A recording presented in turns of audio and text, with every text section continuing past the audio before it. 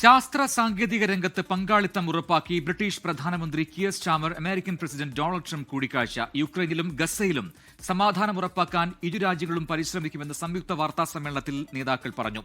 അഫ്ഗാനിസ്ഥാനിലെ ബഗ്രാം നാവികസേനാ കേന്ദ്രം അമേരിക്ക തിരിച്ചുപിടിക്കുമെന്ന് ട്രംപ് പ്രഖ്യാപിച്ചു. സ്വതന്ത്ര പലസ്തീനെ അംഗീകരിക്കുന്ന കാര്യം ആലോചിക്കാമെന്നാണ് സ്റ്റാമർ വ്യക്തമാക്കിയത്.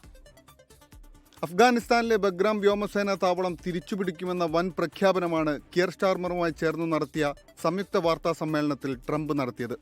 ബഗ്രാമിന് അടുത്തുവെച്ചാണ് ചൈന ആണവായുധങ്ങൾ നിർമ്മിക്കുന്നതെന്ന് പരാമർശിച്ചായിരുന്നു ഈ പ്രഖ്യാപനം. ഗസയിലും യുക്രൈനിലും സമാധാനം പുനഃസ്ഥാപിക്കാൻ ഇരു രാജ്യങ്ങളും പരിശ്രമിക്കുമെന്ന് പറഞ്ഞ നേതാക്കൾ റഷ്യൻ പ്രസിഡന്റ് വ്ളാദിമിർ പുടിനെ വിമർശിച്ച് രംഗത്തെത്തുകയും ചെയ്തു. സ്വതന്ത്ര പലസ്തീനെ അംഗീകരിക്കുന്ന കാര്യം പരിശോധിക്കണമെന്ന് കിയർ സ്റ്റാർമർ പറഞ്ഞു. ഇസ്രായേൽ വെടിനിർത്തലിന് തയ്യാറായില്ലെങ്കിൽ പലസ്തീനെ സ്വതന്ത്ര രാജ്യമായി അംഗീകരിക്കുന്ന കാര്യം പരിഗണിക്കുമെന്ന് നേരത്തെ സ്റ്റാർമർ പറഞ്ഞിരുന്നു. ആർട്ടിഫിഷ്യൽ ഇന്റലിജൻസ്, ക്വാണ്ടം കമ്പ്യൂട്ടിംഗ്, ആണവ ഊർജ്ജം എന്നീ മേഖലകളിൽ ഇരു രാജ്യങ്ങളും കരാറിൽ ഒപ്പുവെച്ചു. തന്റെ സന്ദർശനം ബ്രിട്ടനിൽ 258 ബില്യൺ പൗണ്ടിന്റെ നിക്ഷേപം ഉറപ്പാക്കിയെന്ന് ട്രംപ് അവകാശപ്പെട്ടു. സ്റ്റാർമറുടെ വസതിയായ ചെക്കേഴ്സിലായിരുന്നു കൂടിക്കാഴ്ച. ട്രംപിന്റെ സന്ദർശനത്തിനെതിരെ മധ്യ ലണ്ടനിൽ പ്രതിഷേധ പ്രകടനങ്ങളുണ്ടായിരുന്നു. International desk 24. ലോകത്തെവിടെയായാലും ഏത് സമയത്തും 24 വാർത്തകളും ഓഗ്മെന്റഡ് റിയാലിറ്റി പാക്കേജുകളും എക്സ്പ്ലെയിനറുകളും വിശദമായി കാണാൻ ഞങ്ങളുടെ യൂട്യൂബ് ചാനൽ നിങ്ങൾക്ക് സബ്സ്ക്രൈബ് ചെയ്യാം.